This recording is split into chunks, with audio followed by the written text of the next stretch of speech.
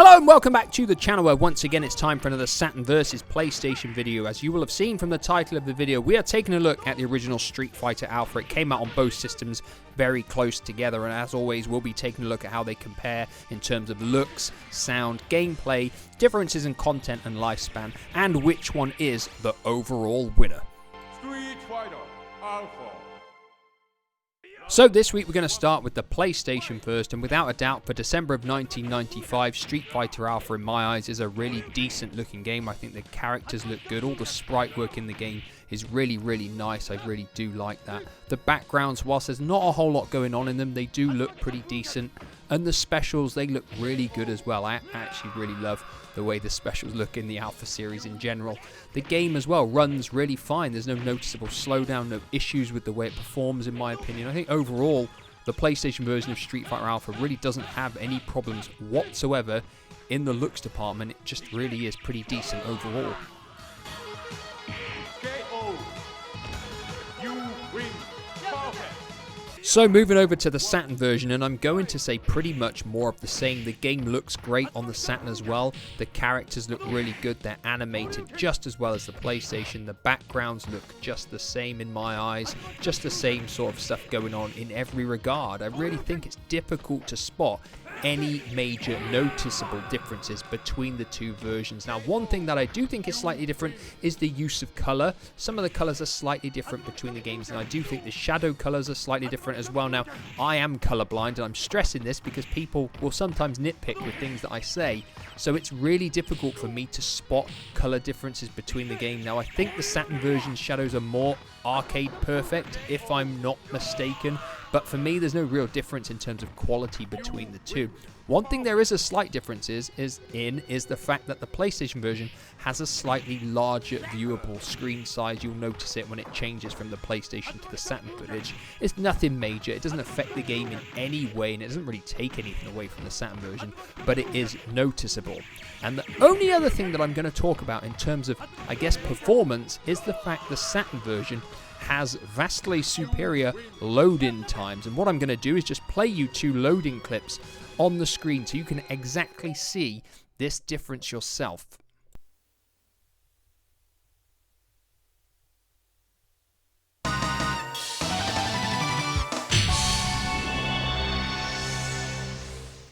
Round one. Fight. Hadouken! Hadouken! So when summarising looks and performance, it's very difficult. The PlayStation has a slightly larger viewable screen area, and the Saturn's loading times are approximately twice the speed of the PlayStation. So overall, I'm going to call it a tie in this department. I think some people will probably try and say, oh, the Saturn's better at 2D than the PlayStation. But in this early 2D fighting game, there really is nothing in terms of overall quality and the way they look to tell between the two. So for that and that reason alone, I'm going to call it a tie. So moving back to the PlayStation for sound effects and music, and I've said it I think a long time ago in my reviews for Street Fighter Alpha on the Saturn and Street Fighter Alpha 2, I love the Street Fighter sound effects, and I think the music on the games are fantastic as well, and there's no exception here. It doesn't matter whether we're talking about the PlayStation or the Saturn version. In my eyes, it's neck and neck. There's basically no difference between the two. They've got the same tracks, they've got the same sound effects, and they all sound fantastic. I cannot say anything negative at all in the sound effects and music department. So in this area, it is no surprise that it's a tie. Staying with the Saturn for gameplay, and I think I said it in my review, this game plays brilliantly on the Saturn. The Saturn pad is designed for these 2D beat-em-ups which require 6 buttons, your weak, medium and strong punches and your weak, medium and strong kicks. The pad works perfectly for a game like this. The D-pad is pretty good for pulling off all the special moves as well. So without a doubt, Street Fighter Alpha plays brilliantly on the Saturn. You win. So heading back to the PlayStation version for gameplay, and of course the game has all the same characters and they have all the same moves, which is fantastic. But if you played a Street Fighter game on the PlayStation, then you probably know what I'm going to say next. The PlayStation control pad is not as well suited to a button interface, because 2 of your standard attacks are going to be assigned to the R and L buttons, and this is a pain and it's inconvenient, and you're going to have to go into the control pad configuration probably to set your strongest punches and kicks to X and O or whatever, because you're going to have to change the control pad layout to have more fun with this game. Of course, you're still going to be using R and L for 2 of your other attacks if you want to use them, so it's just never going to be suitable. And the other thing is the D-pad is nowhere near as good as the Saturn pad for pulling off your special moves. The Saturn has a circular 8-direction control pad. The PlayStation has a 4-way control pad, and it just makes it a little bit more tricky to pull off those special moves. So, of course, with that being said, it means the Saturn version comes out on top in the gameplay department. You win. Perfect. So moving on to content and lifespan next, and there is basically nothing to separate the 2 games here either, because both games have got arcade mode versus mode and training mode. Both games have got the same number of characters with the same number of moves. There really is no difference between the 2 games in this regard, unless I'm missing something secret that I've no idea about. The games are like for like in terms of content and lifespan, which of course means in this area as well, it is a tie between both versions. So like always, the final thing is to come to a decision on which version comes out on top this week, and it really comes down to a few small minor differences between the 2.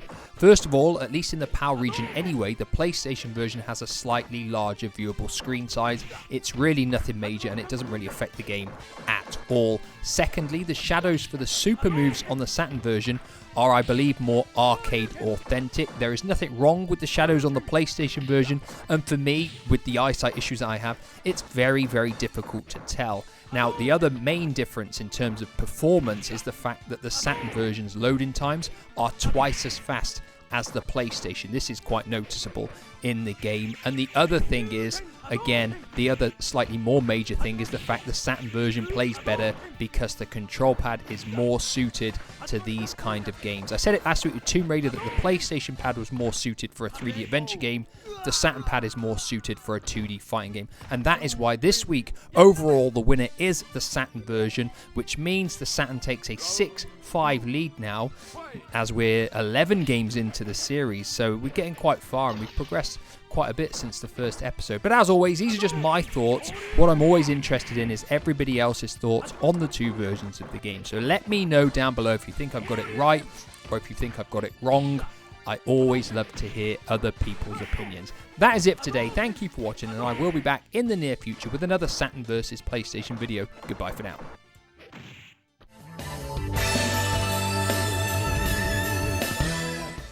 Hello and welcome back to the channel, where once again it's time for another Saturn versus PlayStation video. Today you'll see by the title of the video we're taking a look at that demolition based racer known as Destruction Derby.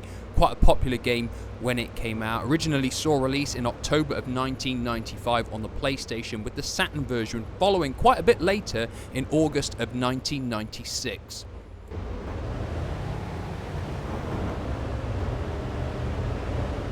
So for anyone new to this series, what we do is we compare how the games perform in the looks department, the sound department, how they play on each system, and whether there's any difference between content in either version before we come up with an overall winner.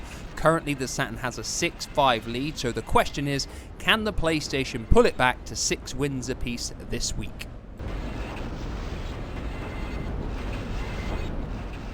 So we're going to start off with the Saturn version for looks this week first, and what you think about this game will really depend on how many other racing games you played on the Saturn, I feel. If you've got very little racing game experience on the Saturn, you could be forgiven for thinking that this game looks okay, runs okay, and is actually a reasonably decent looking game for mid-1996. Now, if like me, you've got more experience, you know, I've covered lots of Saturn racing games on my channel, Sega Rally, Wipeout, Impact Racing, several other games, and all of those games look and perform better than Destruction Derby. In fact, the only racing game that I've covered on the Saturn that performs worse than this is Hardcore 4x4. Now that does perform quite a lot worse, but Destruction Derby isn't the best looking game. It's got a fair bit of pop-up in the scenery. You can notice it. You can notice the pop-up for the signs going around the tracks as well. The textures don't look that great on this game.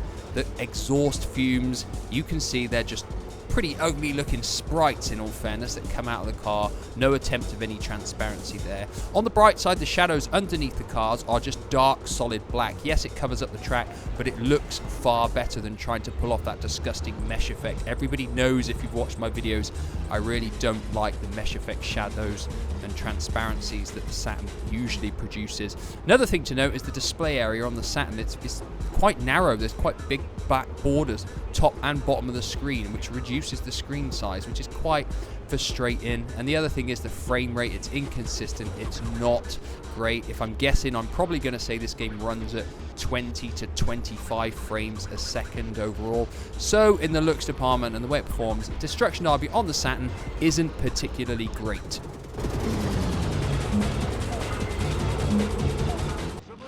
So coming across to the PlayStation version, and I was genuinely surprised how much more impressive I found it, despite the fact the game being about 10 months older than the Saturn version. The game is sharper and crisper, looks better overall, better textures through and through in the whole entire game.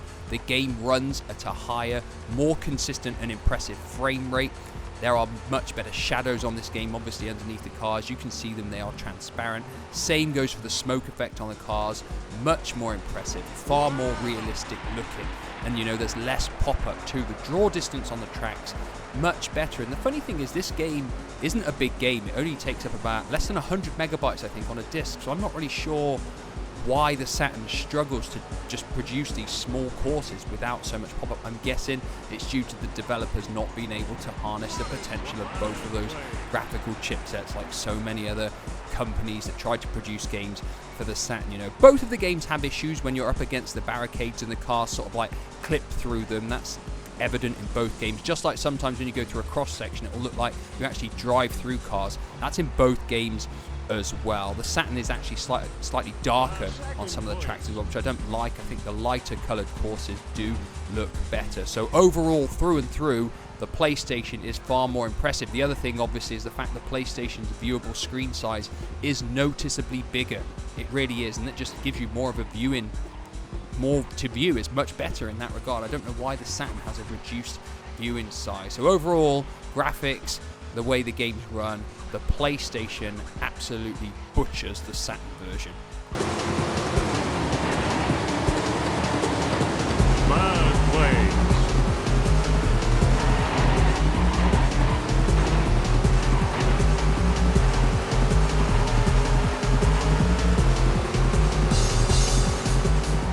So moving on to sound effects and music within the game, and I'm not going to cover them separately because there's not really a whole lot of differences between the two. They've both got the same musical tracks, they've both got the same commentary lines. They are pretty much exactly the same in that regard in terms of what is on offer and the quality. There is one difference though, and that's the fact that the PlayStation seems to have more sound effects when you're crashing into the other cars. For some reason, some of them seem to have just been deleted from the Saturn game, meaning the Saturn version seems a little bit sparse and quiet in comparison in the sound department, and it's just a bit strange why they had all this extra time, and it seems they've just taken bits of sound away from the game. So for that reason and that reason alone, it means the PlayStation version comes out on top in the sound effect department too.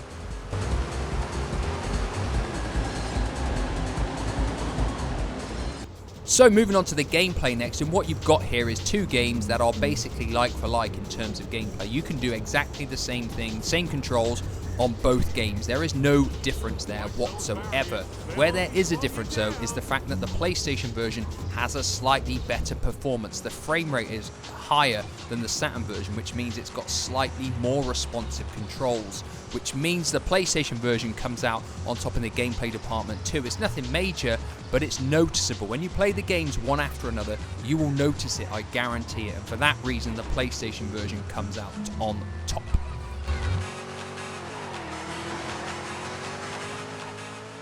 So moving on to the content and lifespan, and a lot of people would be forgiven for thinking that these games are like for like in every regard, especially because the Saturn version came out so much later. It would have surely the same amount of content as the PlayStation version. Unfortunately, that's not quite the case. Now, both games have all the same one-player modes, your Destruction Derby, your Wrecking Racing, your Stock Car Racing, that is all in there. But there's two differences. The PlayStation version has link up to player, and the Saturn version doesn't. And the PlayStation version also has the pit compound option. When you're doing your tournaments and going through them, you can go in there and you can look at the knackered cars after the races. You can't do this on the Saturn version. I have no idea why this would be taken out of the Saturn version, especially as it came out 10 months after the PlayStation version. It's the same for the sound effects as well. Why is there less sound effects on the Saturn version? It makes no sense. It's a really poor port overall in that regard. So in terms of content and lifespan, the PlayStation version wins here, meaning it has a clean sweep.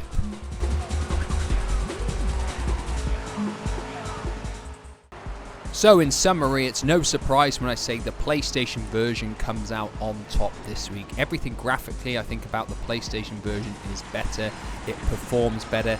It has more sound effects during the races, which is better than the Saturn version. It has slightly more content too, like I explained in the video.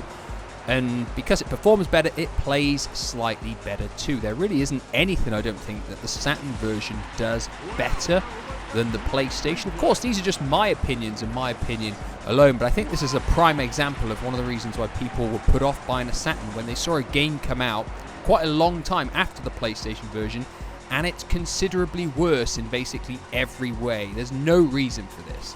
No reason at all, and it is just a lazy, half-assed port, basically. And that's all I've got to say about it. Of course, if your opinions differ, if for some reason you think the Saturn's better in this way, some way or another, the version is superior, let me know with a comment down below. But as always, I'll be back in the near future with another Saturn versus PlayStation video. Goodbye for now.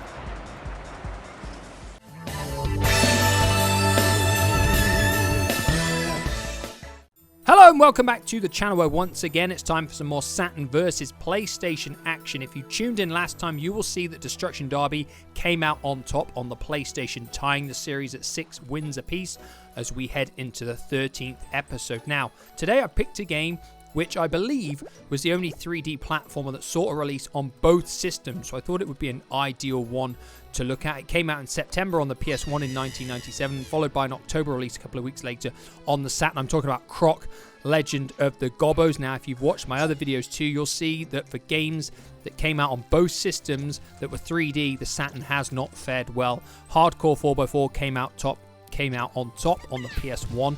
Tomb Raider came out on top on the PS1, and so did Destruction Derby. So it's a real big challenge today for the Saturn to see if it can really live with the PlayStation in the world of 3D.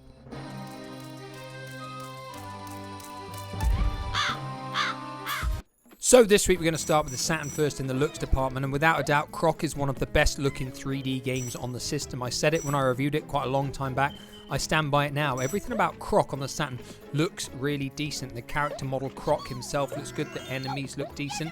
The textures and all of the levels look good. The 3D levels themselves look good.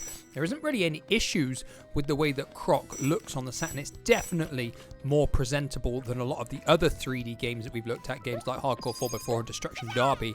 It looks really nice, and it runs pretty good as well. There's only minor bits of slowdown within the whole entire game, so I think overall Croc is a really decent looking game on the system. The lava actually looks quite good on the Saturn. It looks better on the Saturn than the PlayStation actually. So overall in the looks department, Croc is a pretty good looking 3D game on the Saturn.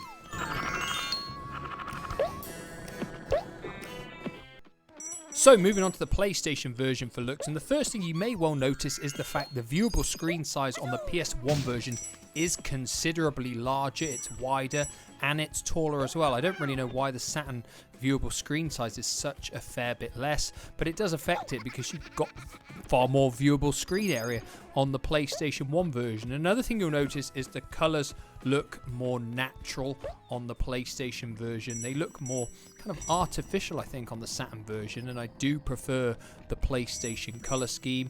Textures are more visible because they're actually brighter and easier to see on the PlayStation version. They're not really much higher quality than the Saturn, and overall the graphical quality between the two games is actually quite similar. Like I said, the lava doesn't quite look as good on the PS1 version, but I do think the PS1 version runs slightly better overall. It's really close, but I have noticed odd bits of slowdown on the Saturn version that I haven't noticed on the PlayStation version, and I have played both versions of these games extensively. I have. So overall, it's really close, but due to the color and the fact the game looks slightly more appealing on the PlayStation, it means the PlayStation version comes out on top in the looks department.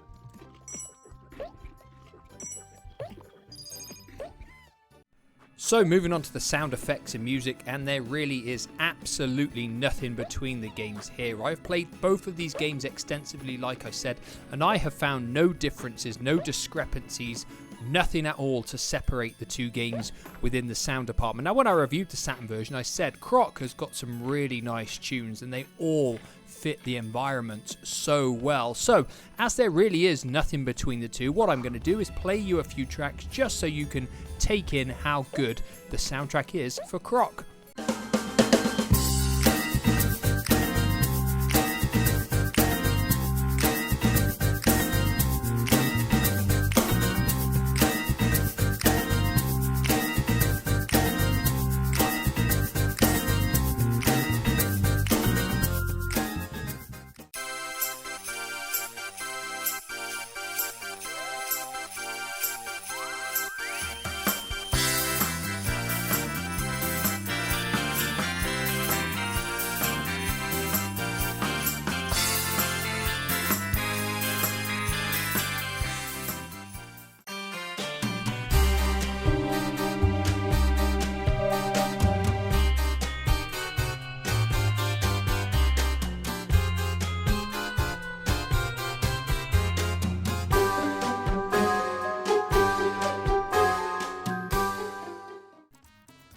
So moving on to gameplay next, and I'm not going to talk about them separately really because both games play incredibly similar. Croc has all the same abilities on both games: jump, butt smash, tail swipe, changing the camera, moving him around with the D-pad. It's very similar. Both games can use analog support as well, although I'll always say the PlayStation's analog controller is vastly superior to the Saturn.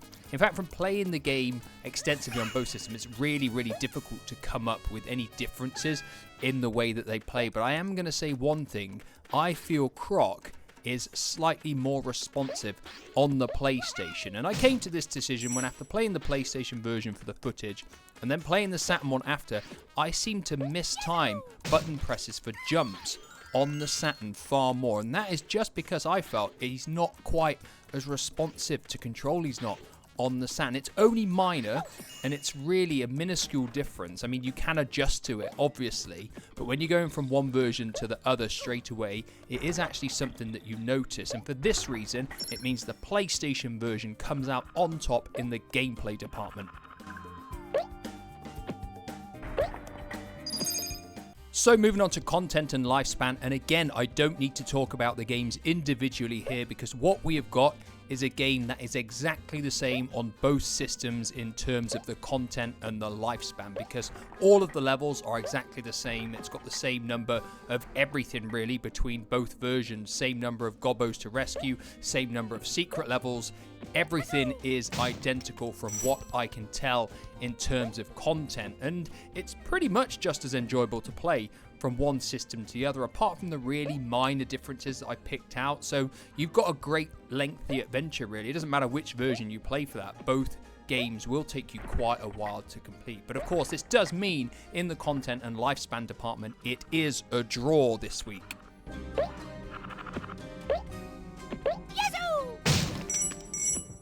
Now, the keen-eyed people will notice I've not pointed out every single difference between both versions of the game. Things like the title screen being slightly different, the fact Croc walks across the screen for a loading time on the PlayStation. The Saturn version actually does load about half a second quicker, but these things don't affect the enjoyment of the game for me, and they're not really something that I'm ever going to take into consideration when I'm comparing two versions of a game.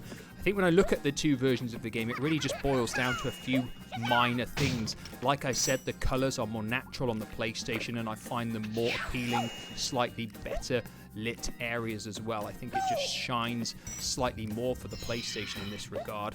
As well as that, screen size is obviously bigger on the PlayStation. I've said it for a few games as well. It's frustrating. You've got more viewable screen size on the PlayStation, which instantly makes it more appealing in my eyes. And the only other slightly minuscule difference, I think, is the fact that I said Croc does feel slightly more responsive and better to control on the PlayStation. It's really minuscule, and if you've only played one version of the game, it's not something you're going to notice. But playing them back to back, I noticed it, and it is just something that slightly goes in favor of the PlayStation, which does mean overall this week the PlayStation version is the winner, which means the PlayStation is now 1 point ahead, 7 points to 6 in the series after week 13.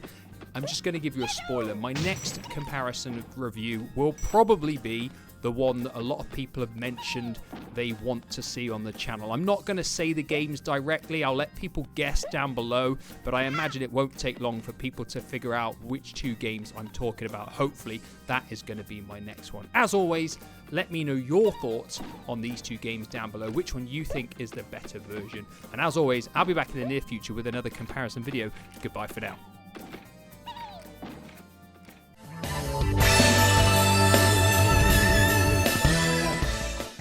Hello and welcome back to the channel, where once again it's time for some more Saturn versus PlayStation action, and today without a doubt we have got our most monumental battle yet. I'm talking about the most sought after, possibly the most rarest RPG from its era, Panzer Dragoon Saga on the Sega Saturn, squaring off against the most popular, the most well-known probably RPG of all time, Final Fantasy VII on the PlayStation.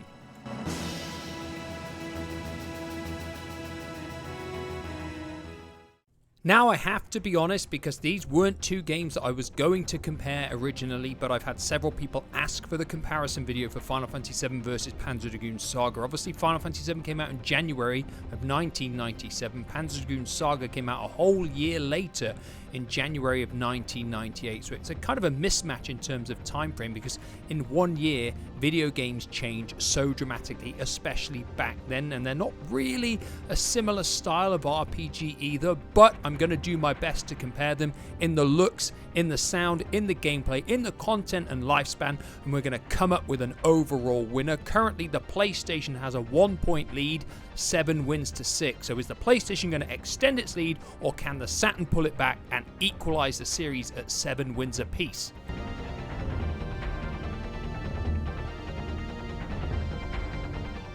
So like I always do, I'm going to start with visuals first. I'm going to start with Final Fantasy VII this week, because I covered Panzer Dragoon Saga just a short while back in a separate review.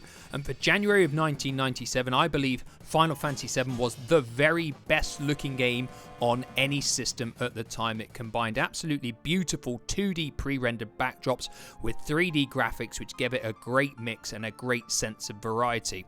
The great thing with using the 2D pre-rendered backdrops is A, they still look pretty good in this day and age, and you could have far more detailed environments, and B, they take up far less space on a disc than all of the 3-dimensional polygonal effects, meaning you can have hundreds or if not thousands of different locations on a game, and that is exactly what Final Fantasy VII does, meaning it has such an amazing sense of variety. In all the different towns and the locations that you explore, they all are truly unique, and the game benefits so much for it, because the variety means you never get bored of seeing all these different places. Now, as well as having fantastic 2D pre-rendered backdrops, it has a brilliant 3D battle system where you see the characters in full 3D, and they are really good character models, definitely the best on the system for the time. And combined with that, you have got an amazing variety of magic spells, special moves and summons that just get better and better as the game go along. I mean, the summons are truly spectacular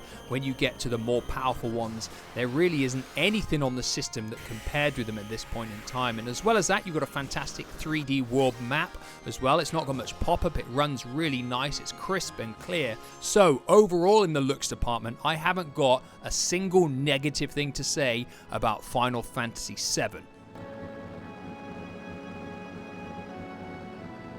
So moving across to Panzer Dragoon Saga, and it's really difficult to compare the two accurately because Panzer Dragoon Saga is a fully 3D game, whereas only part of Final Fantasy VII is 3D, and unfortunately in the looks department this is Panzer Dragoon Saga's downfall. Because the couple of town locations are fully 3D, they don't have the levels of detail that those pre-rendered backdrops do on Final Fantasy VII, and there are far more places to explore, far more things to see on Final Fantasy VII. In terms of sheer graphical variety, Final Fantasy VII absolutely spanks Panzer Dragoon Saga in terms of locations to explore. Now, in terms of in-game battle graphics, the 3D enemies that you face hold up very well against Final Fantasy VII. They're pretty much just as good in my eyes. The downside is there are far less enemies to face off against, far less bosses to experience, and far less moves, techniques, magic spells, anything like that on Panzer Dragoon Saga. And what you have on Final Fantasy VII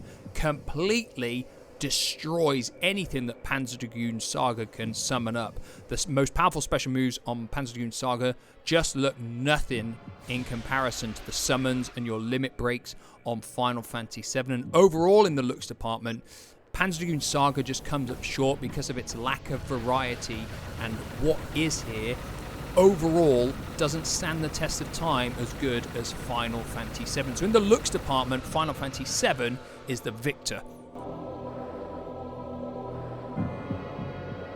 So moving on to the sound effects and music, and we're going to stay with Panzer Dragoon Saga. And when I reviewed it a few weeks back, I didn't say a single negative thing about this game in that regard. It has fantastic sound effects, and it also has a truly brilliant soundtrack that managed to surpass not only Panzer Dragoon, but Panzer Dragoon Zwei as well. And that is no small feat because they are fantastic sounding games. The musical tracks here create a wonderful sense of atmosphere, and they are really good stuff. They fit the game and the loneliness of flying around wonderfully.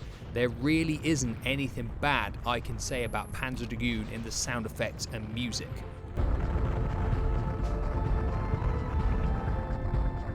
So moving across to Final Fantasy VII, and there really is only one issue for Panzer Dragoon Saga in comparison to Final Fantasy VII. Unfortunately, it's a very big one, and that is that in my eyes, Final Fantasy VII has the greatest video game soundtrack of all time. There is nothing that Panzer Dragoon can do to stand against Final Fantasy VII because it has some of the most memorable, some of the highest quality video game music of all time. There are so many tracks within this game that are of such world-class quality that there is simply no game on the planet that can stand with Final Fantasy VII in the sound effects department. Now, the guy that composed the music, Nobuo Uematsu, I believe his name, I may well have butchered his name, but he has done an amazing job here with Final Fantasy VII because from the battle music to all the different musics within the towns, this game gives you emotion, it gives you drama, it gives you suspense and an excitement feeling that is just unmatched in my eyes by any video game before or after or at that period of time, period. There is nothing that compares with Final Fantasy VII in the music department. So what I'm going to do is give you a few tracks just so you can see why I think this game is so good in this area.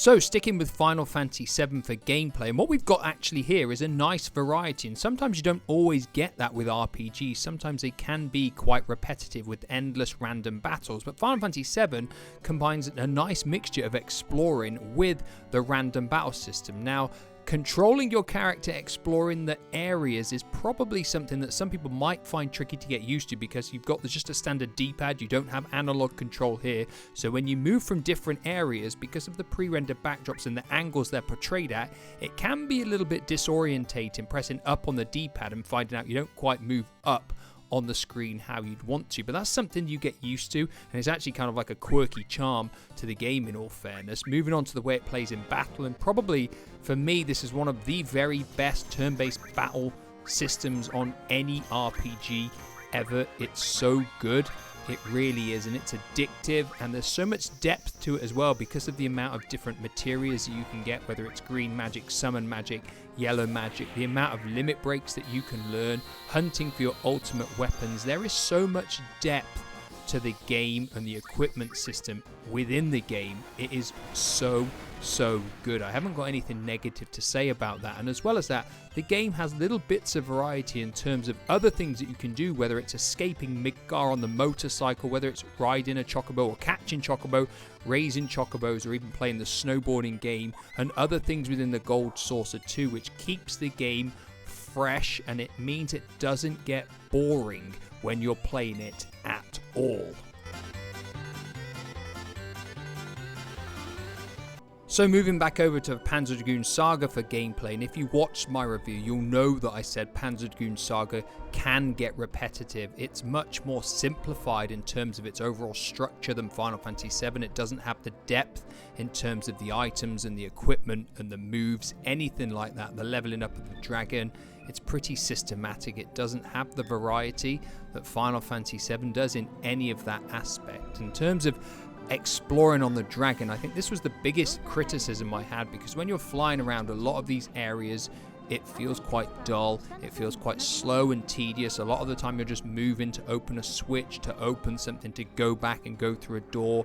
It feels quite daunting, and it doesn't give you a great sense of enjoyment. And moving on to the way it plays in battle, I said the battle system seems quite novel to start with, moving around to get different angles on the enemies to attack from their weakest points, but unfortunately the novelty of that wears off really quick, and when you're doing the battles you just rely on your gun and your lasers for pretty much the whole game. A lot of your special moves are redundant apart from your healing and defensive ones. So overall in the gameplay department, Panzer Dragoon Saga just doesn't have the variety that Final Fantasy VII does, which means in the gameplay department Final Fantasy VII is the victor again.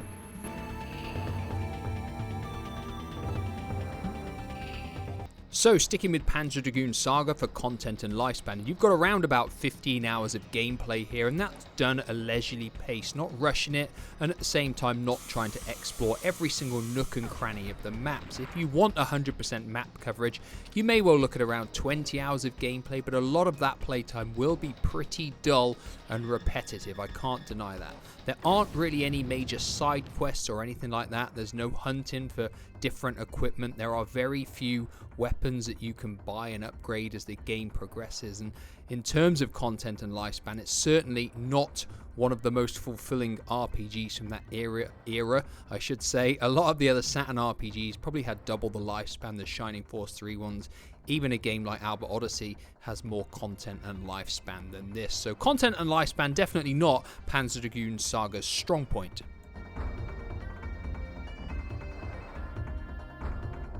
So moving over to Final Fantasy VII for content and lifespan, and I can summarize it by simply saying this. Final Fantasy VII's first disc has more content than all of Panzer Dragoon Saga's 4 discs added together.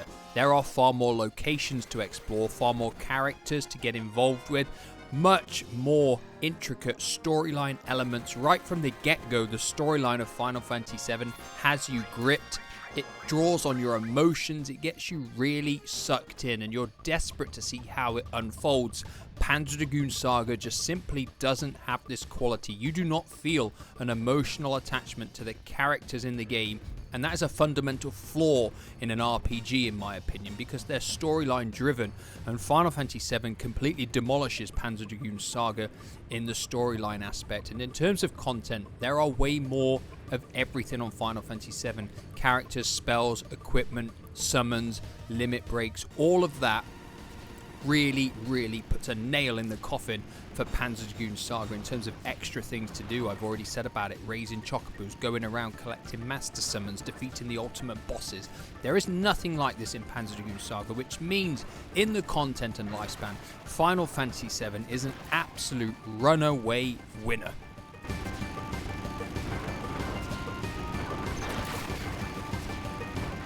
So of course that means it's time to come up with an overall winner, and when you compare the games completely in all their elements, I think you can't really deny that Final Fantasy VII is a better looking game overall, and that Final Fantasy VII has far more content and lifespan and stuff for you to do. Now in terms of music and gameplay, it's a little bit more subjective, because some people will prefer the more tranquil style of music that Panzer Dragoon has to offer, but for me, because Final Fantasy VII has so much more music, and in my eyes it is of a higher quality and much more varied, that's why I said Final Fantasy VII's got the best video game soundtrack of all time. I think it's really hard to compete with it in any aspect. And in terms of gameplay, some people will prefer a much simpler RPG like Panzer Dragoon Saga, where you don't need as much thought because there's far less depth to the way it plays and to the equipment system and skills and all of that. And Final Fantasy VII has so much more than that. It is far more in depth, and that is why I love the way it plays. Now, if you didn't know, Final Fantasy VII is my favorite video game of all time, so of course I was always gonna be favorable towards it, but I think in every aspect it simply is better than Panzer Dragoon Saga, which means Final Fantasy VII comes out on top this week, which means the PlayStation takes an 8-6 lead overall. Now of course these are just my thoughts and my thoughts alone, and I always love to hear what other people have to say about the games that I compare and whether people agree or disagree and reasons why. So let me know with your comments down below. That is it for today. Thank you for watching, and I will be back in the near future with another comparison video. Goodbye for now.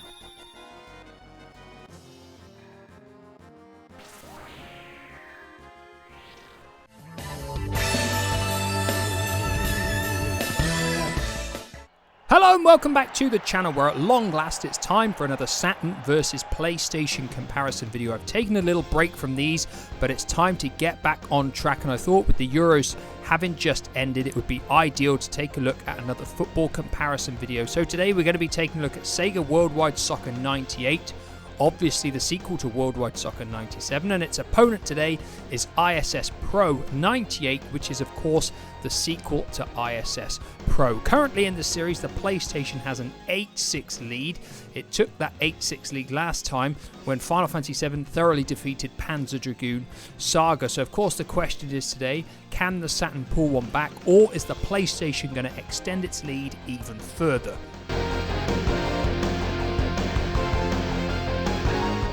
So this week we're going to start with the PlayStation first in the visuals department, and straight away you will notice that ISS Pro 98 is a massive upgrade on the previous year's game. Everything is better than ISS Pro.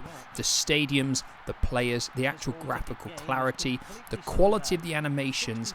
Konami did a really great job in upgrading the game engine and giving you a fantastic looking football game for the time it came out. Probably the best looking football game on the consoles at that point in time. It really is a decent looking and running game. It runs really well, no issues there. And like I said, the animations on this game are much better than any other football game that were on the market at that time. Now in terms of menu presentation, again, it's a little drawback. It's not really that good. It's slightly better than the previous year's game, but it's still not up there with the quality that I felt Worldwide Soccer 97 had. So in that regard, it's not quite as impressive. But of course, that is just a background thing, really. It's not the main focus. The main focus is the fact that everything in-game is a very large improvement over ISS Pro. Target. Well hit. An incredible goal. England have extended their lead. So moving on to Worldwide Soccer 98 next, and if you watched my recent review of it, then you'll probably know what I'm going to say, because this game was pretty disappointing in the visuals department because it didn't do anything at all to build on Worldwide Soccer 97. Worldwide Soccer 97, when it was released, was one of the best looking 3D football games on the market, but unfortunately a lot can change in 12 to 18 months, and whereas Konami put in a massive amount of effort to improve their series year on year, Sega stayed still, and Worldwide Soccer 98 looked exactly the same as Worldwide Soccer 97. From the animations to the graphics to the stadiums, there really was no improvement whatsoever. All of the menu layouts and style were still the same as well. It was completely identical. It was really hard to tell it apart from Worldwide Soccer 97. So overall, it was a massive disappointment. The presentation of the menus is still superior to ISS Pro 98, I can't deny that, but the in-game graphics and performance are vastly superior on ISS Pro 98, which means ISS Pro 98 comes out on top in the graphics department. Oh, sensational! So moving back to ISS Pro 98 for sound effects and music, and thankfully Konami put in a decent amount of effort here to improve the game in this regard as well. They enlisted Tony Gubba for the commentary. He's a decent commentator and he does a good job here. He's clear and concise in everything that he says, and he makes sense, which is all that I ask for really from a football game from this time period. He doesn't sound as professional as the FIFA games with John Motson and Andy Gray, I believe, from that period in time, but it is a drastic improvement over ISS Pro. Now, in terms of the sound effects within the game, the football still sounds awful.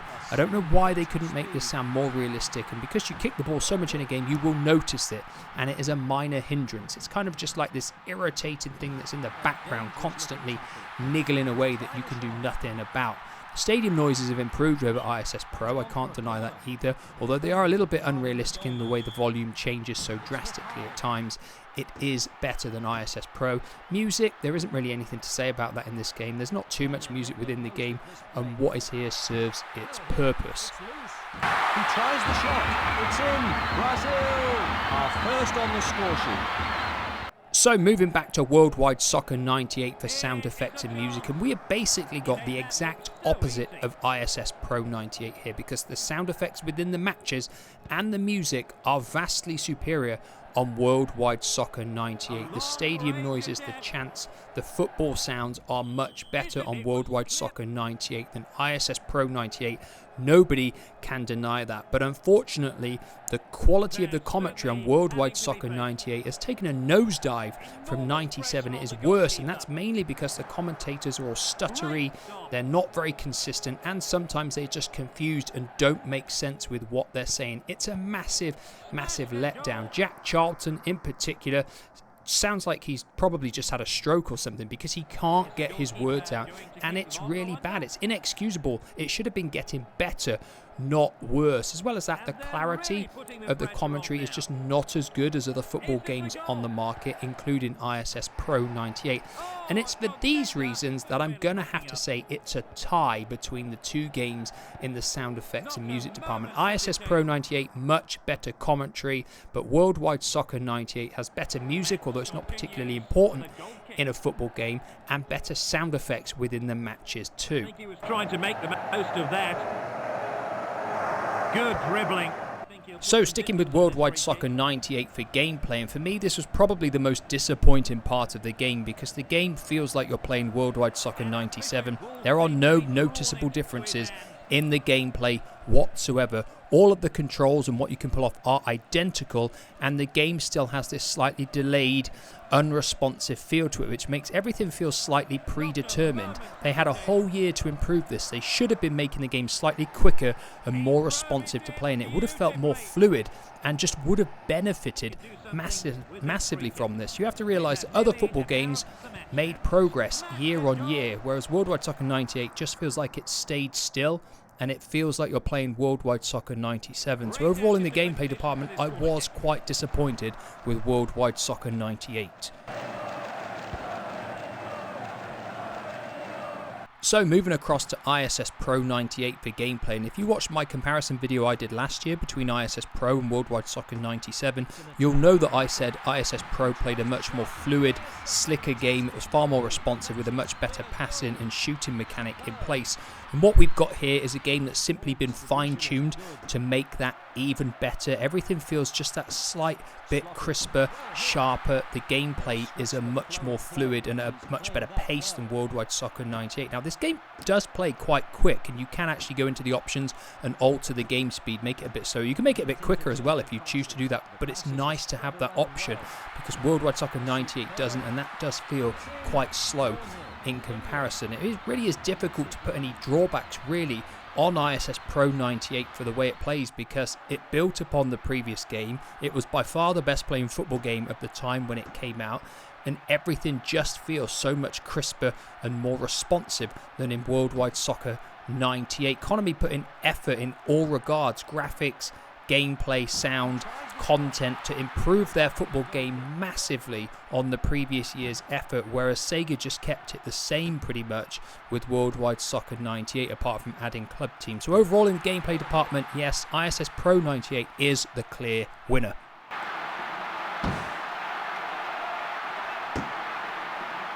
So moving on to content and lifespan for Worldwide Soccer 98, and it is very, very similar to Worldwide Soccer 97. All the modes of play are exactly the same. It's just that Club League replaces the International League, and this obviously uses the club teams that have been added to the game. This is the main addition, and the Premier League teams do have real player names. If you set the language to Spanish or French, you can use Spanish or French teams, but they have fake player names, which is a bit of a downside. Other than this, the content is pretty much like for like. You've still got the name editor if you want to change the names, but there isn't really a whole lot to say because the main modes of play are still the League and the Worldwide Cup. But in terms of additional content other than the club teams, there isn't really any at all.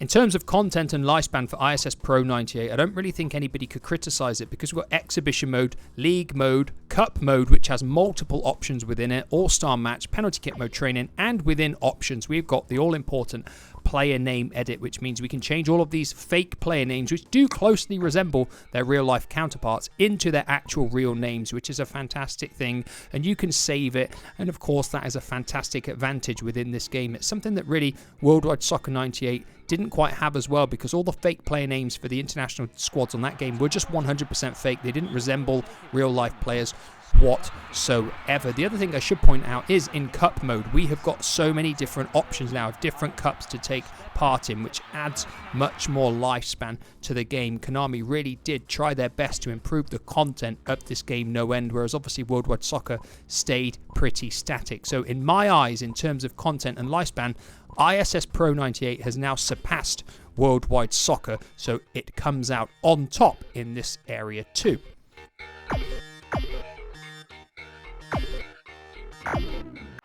So in summary, it's important we talk about each game's plus points and negative points. And we'll start with Worldwide Soccer 98 because it has superior in-game sound effects and superior game music, and it has English club teams with real player names. That's a point that can't be underestimated, and it's a great addition over the previous game in the series. Unfortunately, if you want to play Spanish or French club teams on the game, you've got to set the in-game language to one of those, and then those teams do not have real player names, unfortunately. The downsides for Worldwide Soccer 98 are pretty much the downsides for Worldwide Soccer 97. The gameplay is slightly unresponsive and it feels predetermined. I said this when I reviewed the game and I'm going to say it again. It's a detracting feature and it's something that they could have sorted. Graphically, the game is identical to Worldwide Soccer 97 as well, which is a huge disappointment, and they haven't added any modes of play. It's exactly the same in that regard as well. Summarising ISS Pro 98 is a slightly more positive experience because the game has improved on its prequel in pretty much every way. The graphics are clearer, sharper, the game looks better and runs better. It is better visually in all aspects. In terms of the sound effects, they've improved the commentary. Tony Gubba does a much better job and the game is better for it. The sound effects within the game haven't really improved a lot and they're still not as good as the Worldwide Soccer series. Gameplay though is a massive plus point for this game because it just plays even better than ISS Pro. Everything is slightly more crisper, responsive, sharper, and it is a vastly superior playing game to Worldwide Soccer 98. There can be no arguments in that regard. And as well as that, they've improved the content of the game because we've got a player name editor now to match Worldwide Soccer, and we've got multiple more cup tournaments to play in, which gives you more things to do. And it's for these reasons, really, that ISS Pro 98 comes out on top this week. I feel overall, in just pure enjoyment factor, ISS Pro 98 is much more rewarding than Worldwide Soccer 98, which means that PlayStation takes a 9-6 lead now. It's got a 3-win advantage over the Saturn in the series. Like always, these are my thoughts and my thoughts alone. I'm always interested in other people's views on how the games compared, what you thought of comparing the two games, and which one you think is the best overall. So let me know your thoughts down below. Like always, I'll be back in the near future with another review. Goodbye for now. The passes are spread around well.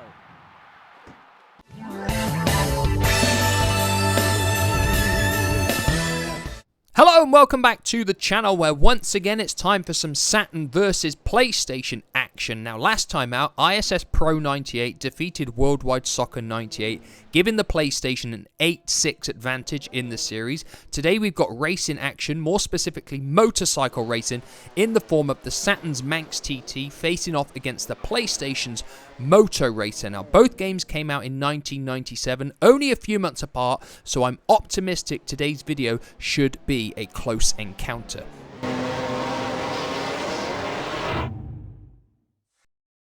So like always, we're going to start with visuals first, and we're going to start with Manx TT. And Manx TT is quite a good looking racing game from the Saturn's library, in all fairness. It's bright, colourful, very clear, easy to see what's going on the courses. There's lots of trackside detail as well, I feel, on the courses, which is nice. It makes them more interesting to look at as you race around. The frame rate is a consistent 30 frames per second. It doesn't slow down, so that is good. And also the screen layout, I feel, for Manx TT is pretty decent too, with your speedometer in the bottom corner and your map in the top right corner. I feel Manx TT's quite appealing visually overall. Now, there are some negative points for Manx TT. First of all, you'll notice there is pop-up on the longer stretches. You can just see everything popping up in the distance, and that is a little bit irritating. The white line in the middle of the road has sort of got this peeling pop-up effect as well, and I do find that quite annoying, if I'm perfectly honest. There's only 2 courses as well, so there's a lack of variety visually, and I feel for me that's probably the biggest flaw in the looks department for Manx TT. There just isn't a lot to see. The bikes don't look too bad, the riders don't look too bad, but they're probably not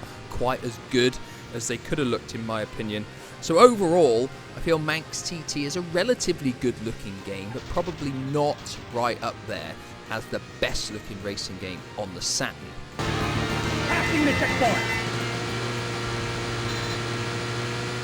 So moving over to the PlayStation for Moto Racer next, and the first thing I noticed visually was the fact that this game doesn't seem to have anywhere near the same amount of trackside scenery as Manx TT, and it means Moto Racer's kind of got this barren style. I do feel, though, that's probably what they aimed for, because a lot of the courses are in sort of like deserted areas where you can see off into the distance at the side of the road. So I feel it's going to be a question of preference, what kind of motorcycle racing you like in terms of the visual aspect in that regard. In terms of its performance, it runs at a consistent frame rate. I've got no issues with it there, but the graphical engine isn't as solid as Manx TT, I feel. There's a lot more glitching on this game, bits of screen tearing. If your motorcycle comes up against the side of the track, kind of glitches through it, and so it's not quite as impressive in that regard. But Moto Racer does have other things in its favor. The viewpoint choice is much better on this game because you can have a viewpoint where you see the whole entire motorcycle, something you can't do on Manx TT, which I found a little bit irritating. And of course,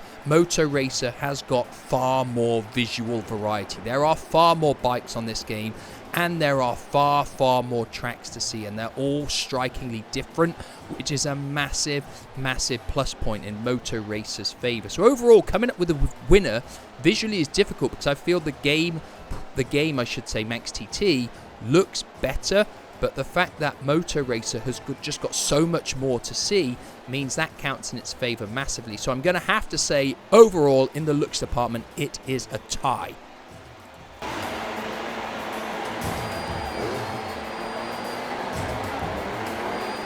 So moving on to sound effects and music, and one thing that I don't think is in doubt is the fact that Manx TT has a much better soundtrack than Moto Racer. Far more effort and care has been put into these tracks, and as such they are far better quality music to listen to whilst you're racing. I feel the ones on Moto Racer are just quite generic and bland, and they're not very inspiring at all, whereas at least the soundtrack for Manx TT is much more lively and just much better to listen to. There is less full-length music tracks within Manx TT, and that's probably down to the fact there's only 2 courses, but the fact that it is better cannot be denied. Now, in terms of sound effects, I actually feel Moto Racer's got the edge in terms of sound effects. I feel the motorbikes and the motocross bikes sound better, their engines sound better, and there's some cheering in one of the levels as well within Moto Racer as well, so that gives the game a little bit more atmosphere in terms of the sound effects. But I feel overall, because the soundtrack quality is much higher on Manx TT, it comes out on top in this area. But what I'm going to do is going to give you a few examples of the Manx TT music and a few examples of the Moto Racer music, so you can have a listen and come up with your own conclusions.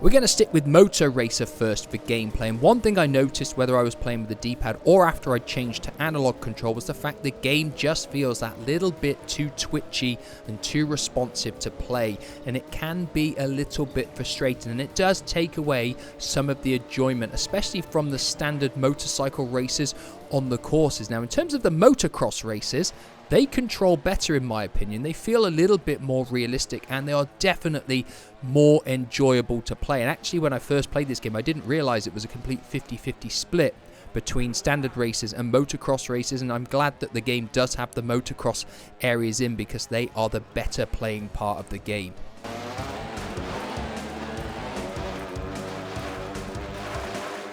So on to Manx TT for gameplay, and if you'd only played this game with the D-pad, you'd probably be saying the same as what I said for Moto Racer. It's too twitchy, too responsive, not very enjoyable, but thankfully you can use the analog pad and the steering wheel, and this game benefits massively from that. It becomes much smoother, much better to control, and as a result is a better playing game than Moto Racer. Even in the motocross sections, Manx TT plays better than Moto Racer. Full stop.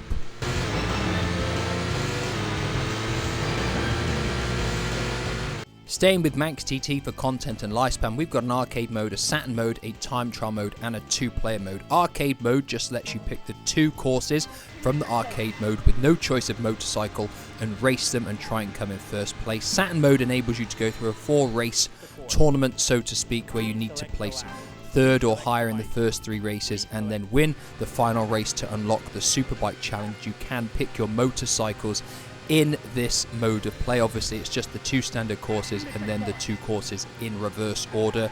We've got a time trial mode, which is self-explanatory, and we've got a 2-player split screen as well. Now, there isn't much content in Manx TT.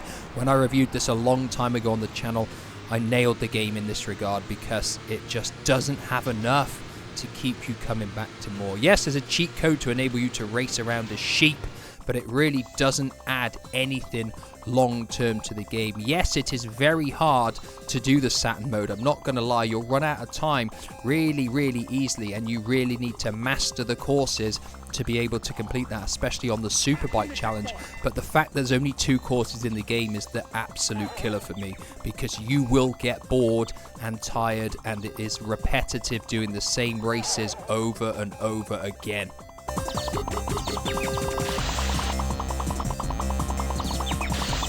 The checkpoint. One thing I don't think you can do for Moto Racer is criticize it in terms of content and lifespan in comparison to Manx TT, because we've got 1 and 2 player modes, easy, medium and hard, practice races, single races and a championship mode. We've got 10 courses in comparison to Manx TT's 2, and we've got a choice of superbikes and motocross bikes as well, meaning that this game has far more content and lifespan than Manx TT. The 2 player mode is better as well because it performs much better graphically than that of Manx TT. So overall in content and lifespan, it really is a no contest. Moto Racer comes out on top.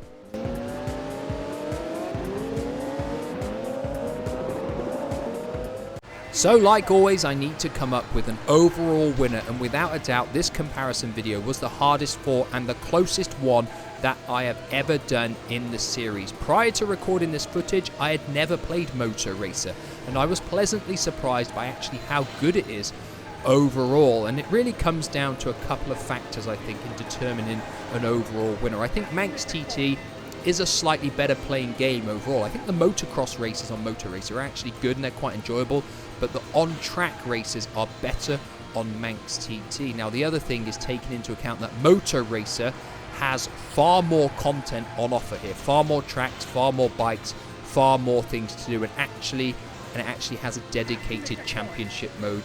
And I think for me, that is the deciding factor in this, and that is why Moto Racer comes out on top. Having more content and more lifespan, far more of both, the Manx TT means Moto Racer, I feel, is the better game overall. Yes, Manx TT is actually slightly more enjoyable to play, and I feel it is slightly better to play, but the fact that it just has nowhere near the amount of stuff to do as Moto Racer means that Moto Racer comes out on top. It means the PlayStation is victorious again, and the PlayStation now has a 9-6 advantage in this comparison series. Now, of course, these are just my opinions and my opinions alone. If yours differ, if you think Manx TT is a much better game than Moto Racer, or if you agree with me, let me know with a comment down below. And like always, I'll be back at some point in the future with another Saturn versus PlayStation video. Goodbye for now.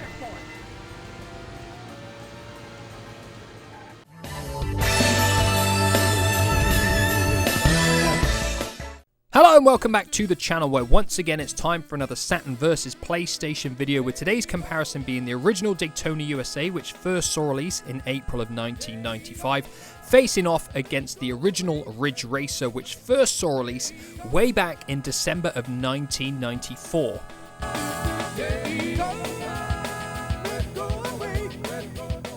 So if you're completely new to the series, what I do is I take 2 games from the Saturn and PlayStation's library. Sometimes it's a like-for-like comparison, sometimes it's a game that's unique to either system, and I compare them in the graphics, in the sound, in the gameplay, in the content and lifespan, and then I eventually come up with an overall winner. Currently in the series, the PlayStation has a 10-6 advantage, so it's a question of whether Saturn can pull one back today. One thing to take notice is that I've actually looked at the sequels to these 2 games already, and in that comparison, Daytona USA Championship Circuit Edition did come out on top against Ridge Racer Revolution, so it's a question of whether the original Daytona can do the same this week.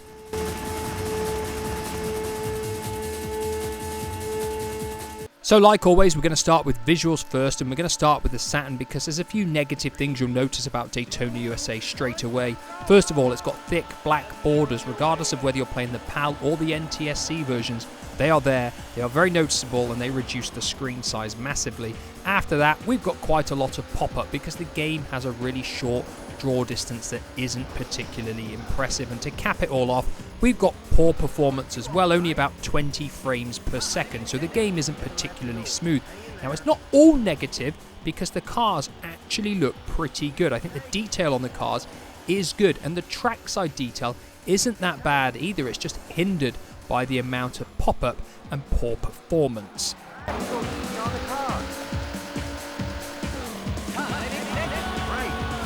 So moving over to the PlayStation for Ridge Racer next, and there's a few things you'll notice within only moments of playing the game. The first one is the fact the screen size is much bigger, there is far more to see. The next one is the fact the performance is much better, it's a far smoother running game with much less pop-up because it has a much better draw distance. Now, it's not perfect because the cars don't have as much detail as the ones in Daytona. From the back they look quite good, but if you see side or front on views you realise there's not a whole lot of detail on them. There's also quite a bit of screen tearing in this game. You'll notice blue streaks going through the tracks and scenery at time, and that's something that I didn't really notice when I originally played it, but when you go back and play a game like this many years later, it's actually quite noticeable. But it doesn't really take away from the fact that Ridge Racer is simply a far better running and a more polished looking game than Daytona USA. Next corner stop. Watch yourself. So moving on to the sound effects and music next, and it's actually a very, very tight comparison here, much like it was for the two sequels when I looked at those about a year ago, because Daytona, in my opinion, has superior sound effects for the cars and the collisions, whereas Ridge Racer's voiceovers, I feel, are slightly better than Daytona's. In terms of the actual music, again, it's really difficult to decide between the two. I feel Ridge Racer actually has more music, more full-length music tracks within the game, but in terms of quality, it's very, very difficult, I feel, to separate between the two because it's a case of preference, really. I've got a real liking for a couple of the Ridge Racer tracks, but then some of the other music in the game isn't so good, whereas I feel Daytona is consistently at a better level throughout. So I feel overall in the sound effects and music department, I'm going to have to say it's a tie, but what I will do is give you a few samples from each game so you can decide which one you prefer the most.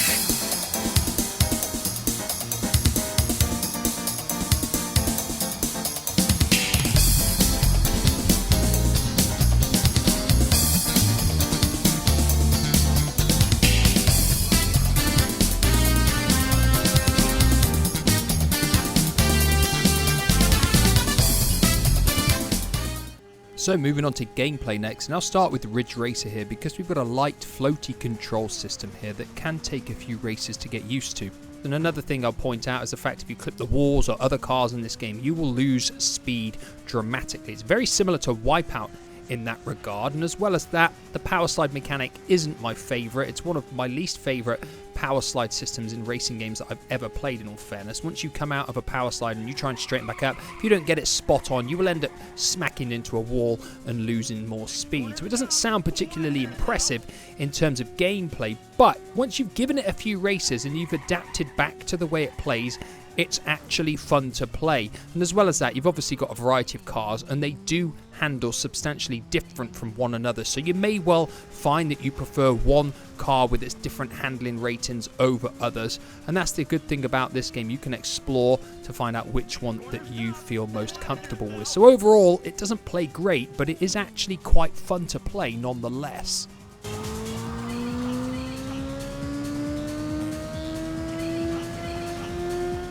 Moving back to Daytona for gameplay, and one thing I've always felt with this game is that the gameplay was always hindered by the way the game performs, and that's just my personal opinion, but I feel the gameplay is somewhat jerky and it's not fun in my opinion. No matter what I hear other people say about this game and how great it is, I've never been convinced and I've never found it much of a fun game to play. It's similar to Ridge Racer in the fact if you clip a corner too fast, you'll go toppling upside down, inside out, and that can be somewhat frustrating. The power slide mechanic though is much better on this game, and I feel it's much more effective and easier to perform and control, which is a plus point. But I feel the fact that Ridge Racer in my eyes is just simply more fun to play means that comes out on top in the gameplay department. You can take it. So moving on to content and lifespan next for Ridge Racer, and we've got 4 races here spread across 2 courses to take part in. If you place first in all of those, you can then do them all reversed in mirror mode. There are 4 cars to start with, but you can unlock another 9 cars in this game, meaning there are 13 cars in total, which I feel is a reasonable amount of content for a release title on the PlayStation.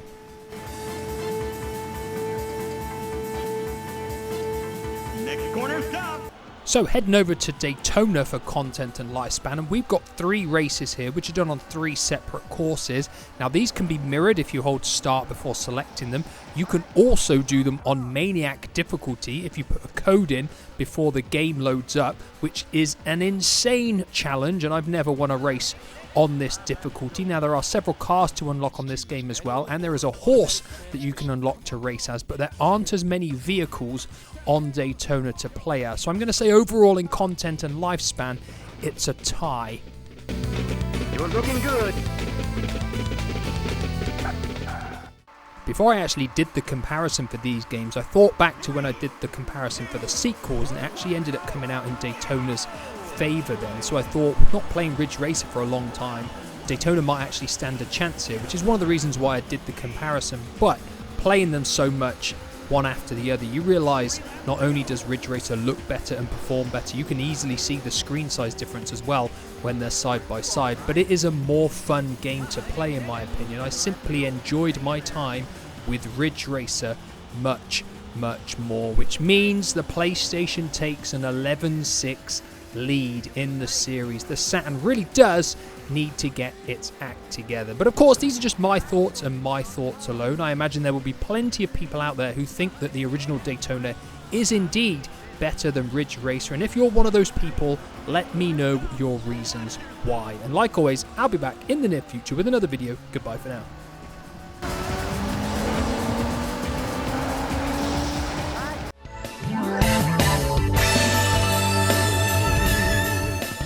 Hello and welcome back to the channel, where once again it's time for another Saturn versus PlayStation video, where today's comparison won a poll on my channel to be the next 2 games compared. I'm talking about the classic Shining Force 3 on the Sega Saturn, and that is being compared against another classic in its own right on the PlayStation, Final Fantasy Tactics. Both of these games saw release in 1997, a few months apart from one another, and while Shining Force 3 carried on the series traditions, Final Fantasy Tactics took a massive detour from the usual kind of Final Fantasy action that we were used to. Like always, I'll be talking about how they compare visually, in the sound, in the gameplay, their content and lifespan before we come up with a final winner. The big question is today whether the Saturn can start clawing some points back, because the PlayStation is starting to get further and further ahead in the series.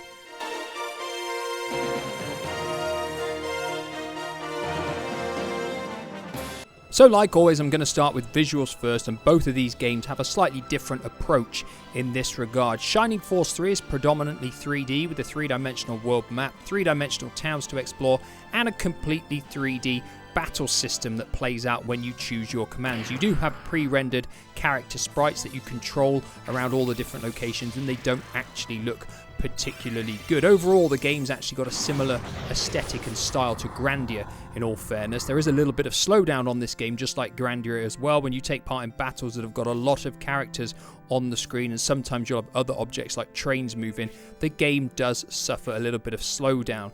But the one thing that this game does do very well is create a rich, immersive world. Because it's completely 3D, it makes it feel like you're on a grand adventure, a real important quest, if you will. And that was actually still slightly unfamiliar for 1997, to be fair. There weren't many completely fully 3D RPGs around at the time. In terms of special effects in battle, in terms of skills and magic spells, the more powerful ones that you get, the better they look, the more spectacular they look as well. You will find summons in the game as well, and they probably are the most spectacular looking attacks within the game.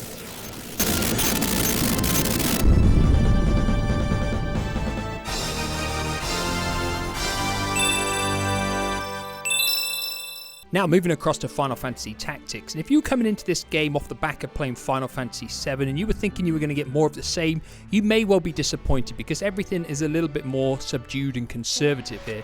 Now that doesn't mean the game looks bad, because everything is really nicely presented here.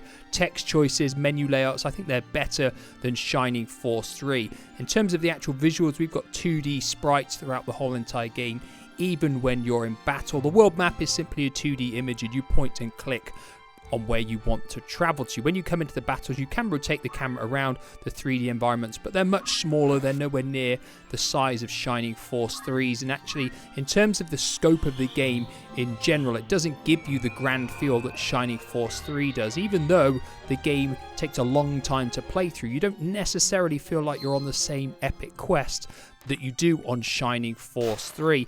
In terms of how good the special effects in battles are, again, they're nothing to write home about. They're not going to push the PlayStation, and in terms of drama and being spectacular, Shining Force 3 is superior in that regard. And it's for these reasons overall that I will say that Shining Force 3 is the victor in terms of visuals this time.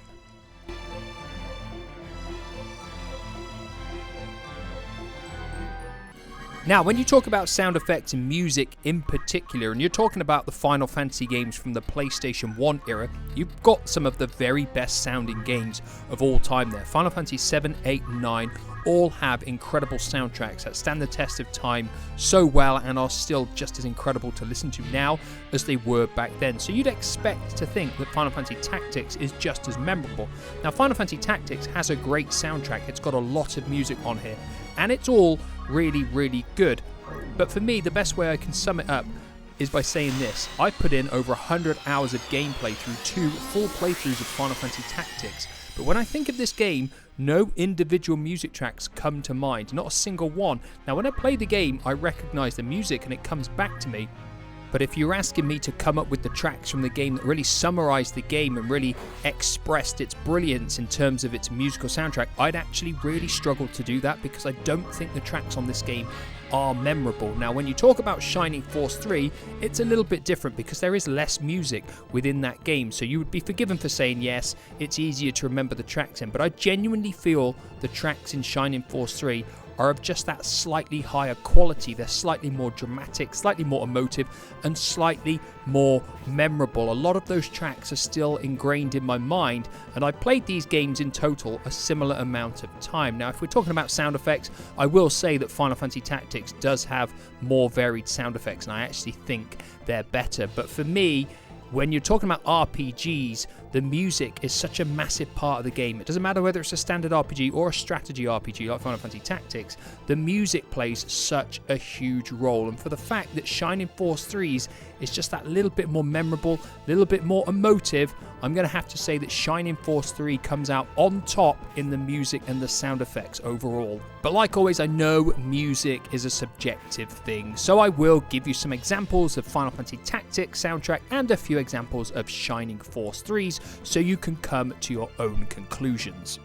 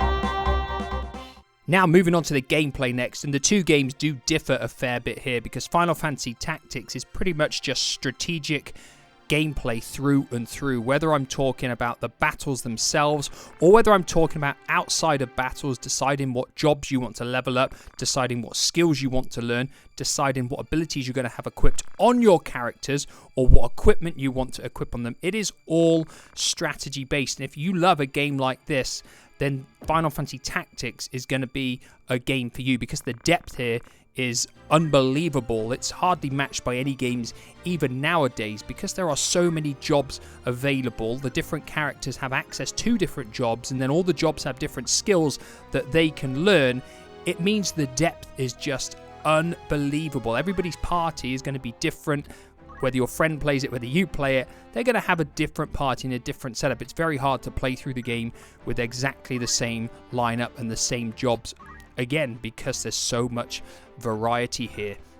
Yes, we do traverse a world map on this game as well, but it's simply a point and click affair, and you will get into random battles as you move from location to location, and it's imperative that you actually do them because this is how you level up your characters, really moving around the world map and engaging in lots of random battles, which is of course a Final Fantasy trademark from many years ago, at least anyway.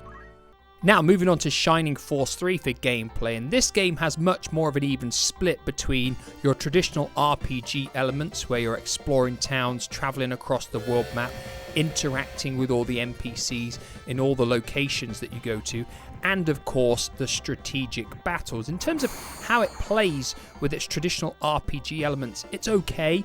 It's not as tight or as well knit together, I don't feel, as a full-on RPG like Grandia, and it can be a little bit irritating really when the camera resets and you have to keep changing it back to the viewpoint that you want. In terms of the battles, there's not as much depth with your characters as Final Fantasy Tactics. Yes, characters do learn weapon skills and they do improve the amount of spells they have, and you can do summons as well, and like I've said, in looks they look better and more impressive on this game, but there are far less abilities and less skills to learn on Shining Force 3 than Final Fantasy Tactics. Your characters are much less capable in terms of versatility on this game. You actually have to be very careful at the start of the game with the way that you go into battles. You really need to gang up on the enemies, otherwise your team will get cut down. Both of these games do provide actually a real challenge in terms of battles, especially at the start of the game when your characters are weak. You do really need to be careful and thoughtful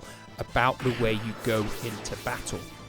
But in terms of how well Shining Force 3 plays in battle, again, it's not quite as tightly knit as a full-on strategic RPG like Final Fantasy Tactics. It can be a little bit niggly, clicking on where you want your characters to go, and you may get a little bit frustrated with it. In fact, overall through the gameplay, I would say Final Fantasy Tactics is slightly more polished and slightly more professional, and I'd probably expect that from Squaresoft because they delivered really high quality games at this point in time. It's by no means saying Shining Force 3 is a bad playing game, because I love the way it plays.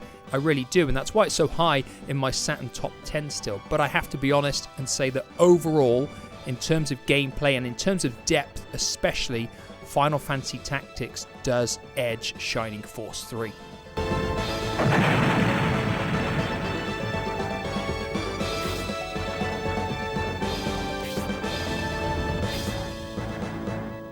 So moving on to content and lifespan, and Shining Force 3 will take around about 30 hours to complete, so it's by no means a short game. You've got quite a variety of characters in your team as well, and this can actually vary depending on decisions and battle outcomes as you progress through the game. Characters can all learn a variety of special moves, although when you're in battle you don't actually have any choice about when you activate them. They simply activate at random, and yes, your magical users will learn more spells as well as you progress through the game.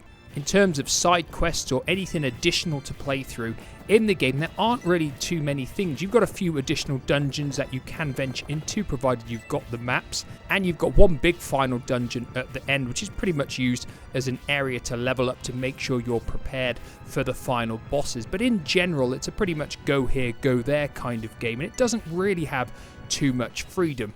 But what it does have is a fantastic gripping story that hooks you right from the beginning. There's drama, there's suspense, there's excitement, and you're made to feel like you're on a really important, epic quest throughout your playthrough of the game.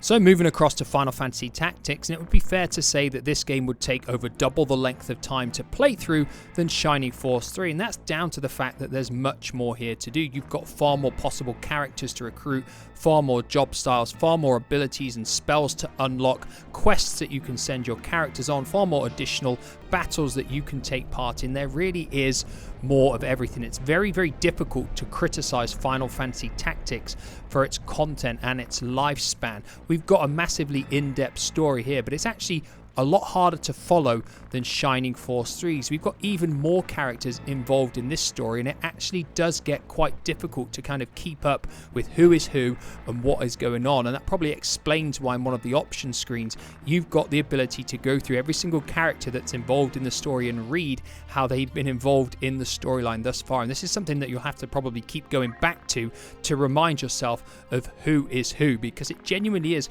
quite hard to keep up. But despite of this, it is a no contest in this area. Final Fantasy Tactics simply has far more content and far more lifespan.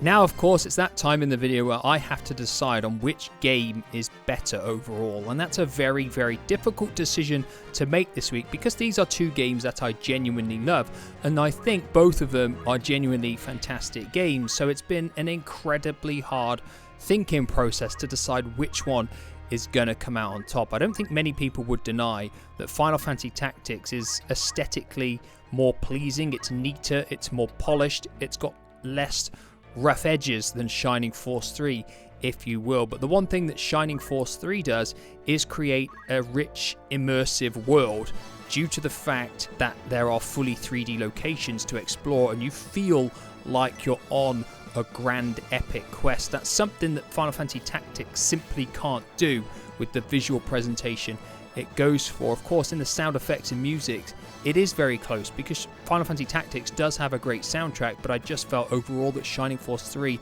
slightly had the more memorable tunes. In terms of gameplay, like I said, you can't argue the fact that Final Fantasy Tactics is flooded with abundance in terms of depth, jobs, abilities and spells. Shining Force 3 simply can't match that, which means in terms of content as well, Final Fantasy Tactics simply has far more to see. There are more battles to take part in, and like I said, it would take you longer to play through. Now, if I was just basing my decision on these things that I've spoken about here, I may well edge towards Final Fantasy Tactics. But the thing is, both of these two games are games that rely heavily on their story as well, because they are role-playing games at the end of the day. They might be strategic in their battles, but they're still role-playing games. And the storyline in role-playing games plays a massive part for me personally in terms of my enjoyment and also the quality that I think the games possess. And Shining Force 3 simply has a better story.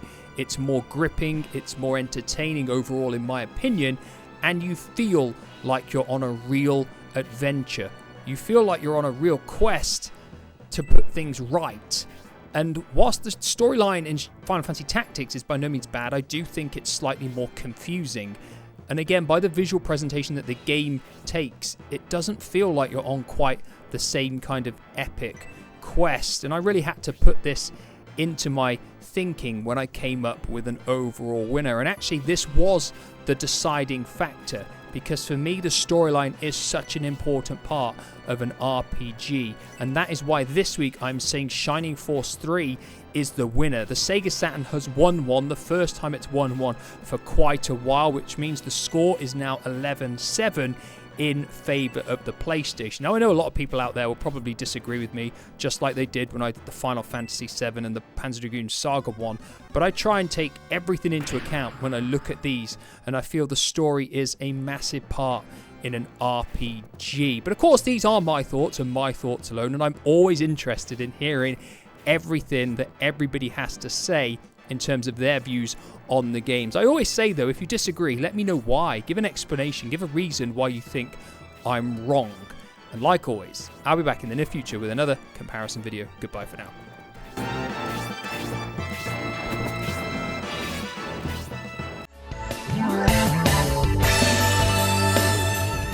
Hello and welcome back to the channel, where once again it's time for another Saturn versus PlayStation video, with today's video being the 19th comparison in the series. Currently the PlayStation has an 11-7 lead, and with this week's game being Street Fighter Alpha 2, optimism will be high that the Saturn will be able to pull another point back in the series. So if you are completely new to this series, what I do is I compare a game from the Saturn's library against a game from the PlayStation's library. Sometimes it will be like for like, sometimes it will be games that are exclusive to both systems, and I compare them in terms of visual, sound, gameplay, content and lifespan, and then ultimately come up with a winner.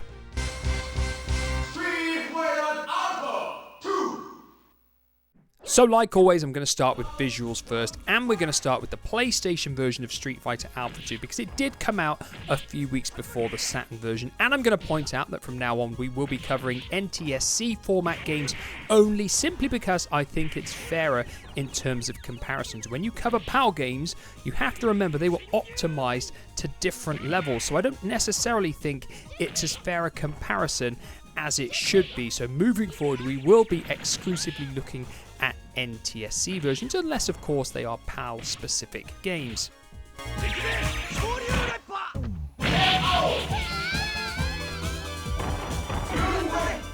Now, in terms of visuals, a lot of people always considered the Saturn to have an advantage in terms of 2D games, especially when it uses its RAM expansion cartridge. But of course, Street Fighter Alpha 2 doesn't use that, so it is the base Saturn against the PlayStation, and the PlayStation version of Street Fighter Alpha 2 is actually a very good looking game. For me, it looks absolutely brilliant. The characters look great, the backgrounds look great, the color is fantastic, all of the specials and the super moves look fantastic as well, and it runs flawlessly as far as I'm concerned. It really is a brilliant looking 2D PlayStation game.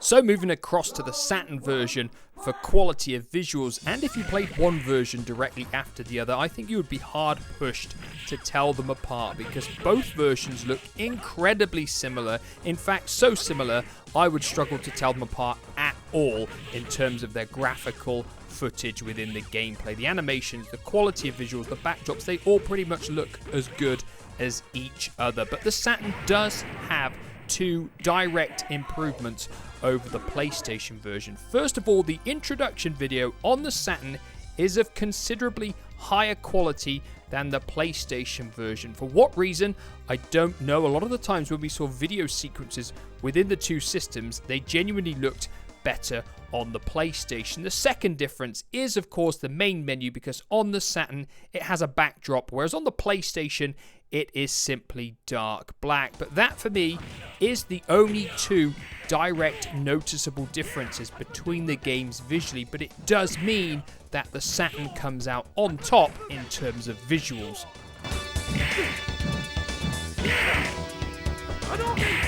So moving on to the sound effects and music next, and for me, Street Fighter games in general have always sounded very strong, certainly from my own experience anyway, and Street Fighter Alpha 2 is no exception. Whether you're talking about the sound effects or the music, I feel they're of a very high quality, whether you're playing either the PlayStation or the Saturn version. In fact, I think it's practically impossible to tell any differences between the two. The only difference that there is the audio format for the music within the game, with the PlayStation version using XA audio and the Saturn version using ADPCM. What this means is the Saturn music can actually loop through and keep playing, but this really isn't an issue in the game whatsoever, so I am going to say it's a tie in terms of sound effects and music. But what I will do though is still give you some examples of the quality music within the game.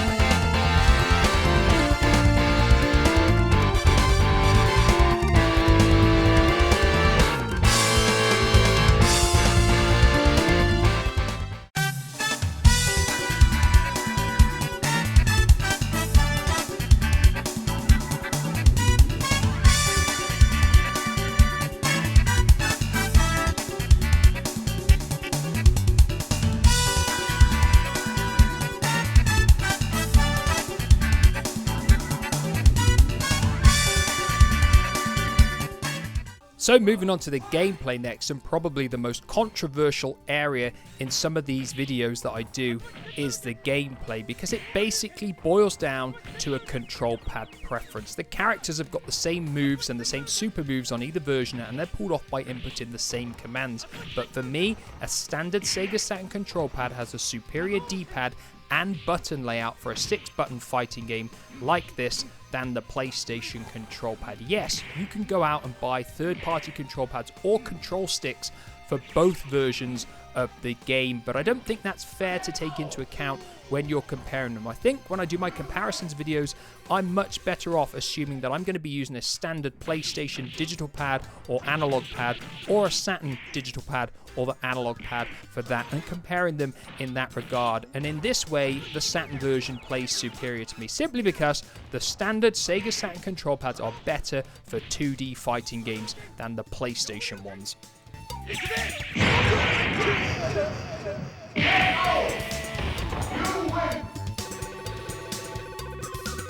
So moving on to content and lifespan next, and one thing that cannot be argued by anybody is the gulf between the two versions in this area, because the Saturn version has 3 extra characters in the form of Evil Ryu, the original Dalsim, and the original Zangief characters, as well as a survival mode and an art gallery mode as well. I think it's unbelievable that the PlayStation version is missing all of this stuff, despite the games coming out at relatively the same period in time. So of course it means the Saturn has an overwhelming victory in terms of content and lifespan.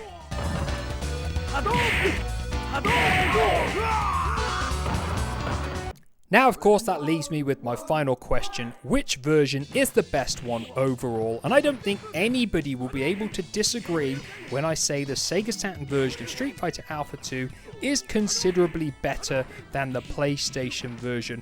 More content is really the primary thing, although it does have some slight visual improvements as well. Of course, this means the Saturn has now pulled it back to 11-8 in favor of the PlayStation. Like always, let me know your thoughts down below on the two versions. If I've missed anything out, this is something that I always like to point out. I am by no means a knowledge fountain of every single thing about every single game that I compare. I usually go for the most direct, noticeable differences between the games, and I may well have missed some things out. If I have, of course, let me know down below with a comment, and like always, I'll be back in the near future with another video. Goodbye for now.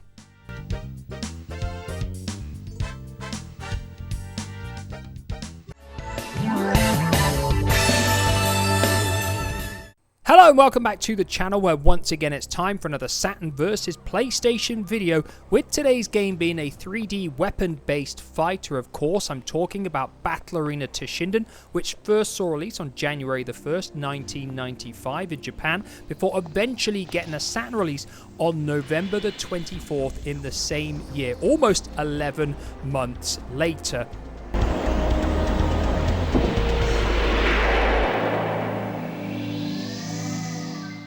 So currently in the series, the PlayStation has a 3-point lead with 11 wins to the Saturn's 8, with the Saturn pulling one back last time out because Street Fighter Alpha 2 was a fair bit better on the Sega-based system than the PlayStation. Of course, the big question today is whether the Saturn made the most of having this game come out nearly 11 months after the PlayStation release. Personally, I would have expected the Saturn version to tweak all of the faults that were with the original game, whilst adding more content and delivering a better game overall.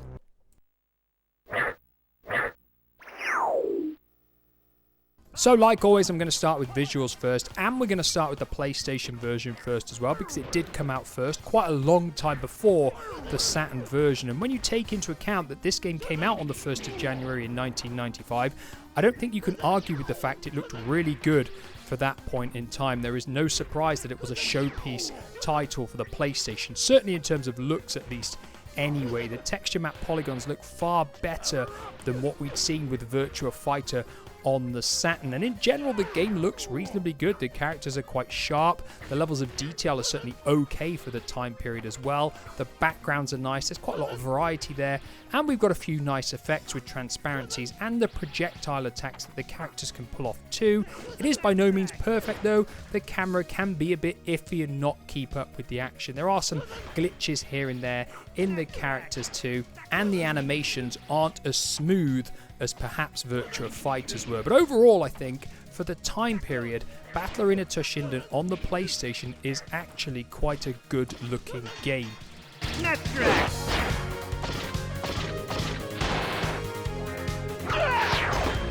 So moving across to the Saturn version next, and you would be forgiven for thinking that for a game that came almost 1 year later, you would simply expect it to look and perform better, but unfortunately, that's not the case. The character models do not look as crisp or as sharp as the PlayStation, full stop. The special effects don't look quite as good, and the transparencies aren't true. They are mesh effect ones on the Saturn, which is of course disappointing. Now, it's not all negative, because I feel the texture work on the surfaces in the battle areas of the game are actually slightly better. The backgrounds are actually a very comparable quality. There isn't really much between them, although I have read people think the PlayStation ones are slightly better. And something else that's in the Saturn's favor is actually the art style on the character selection screen and what you get in the storyline sequences in the main mode of play. Obviously, they're not in the PlayStation version, but I do feel they add a little bit of character and depth to all of the playable characters within the game, but that isn't where it counts. The in-battle action is really where it counts, and the PlayStation is a clear winner in this regard.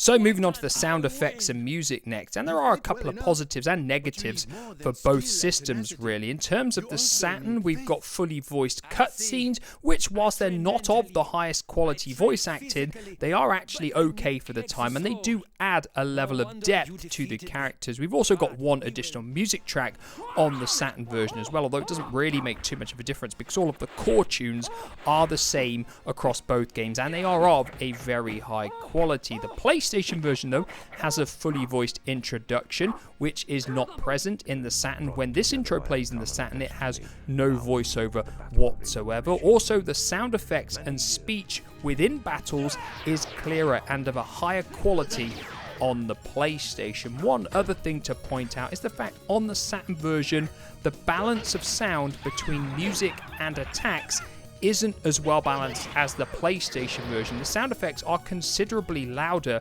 than the music, and this is actually a downside for the Saturn because the music is the highlight of the sound. But overall, it is very difficult to separate the two, so I am going to call it a tie in terms of sound effects and music.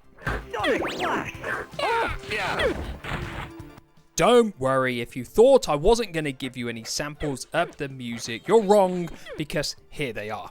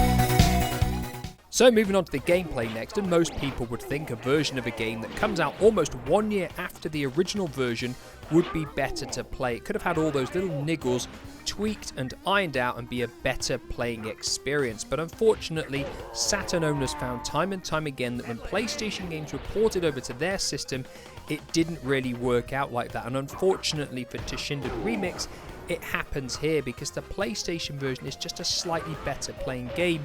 Overall, it's slightly more responsive in the way it controls, and it will provide more of a challenge because the AI are more intelligent, they're more capable of blocking, they are more capable of evading your attacks, and it's just a disappointing experience. These Takara-based fighting games were never the most responsive anyway, so for the Saturn version to actually play worse than the PlayStation version is a real disappointment, and it is for these reasons that the PlayStation version comes out as the winner in terms of gameplay.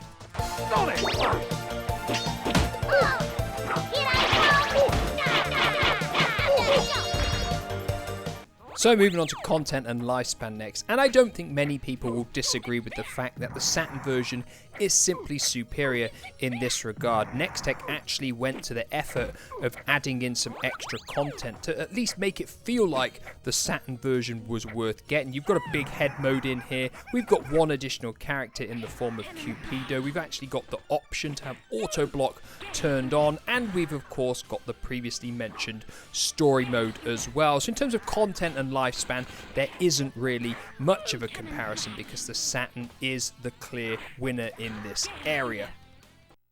So young to have come so far. I'm old enough to get where I need to go. Who are you?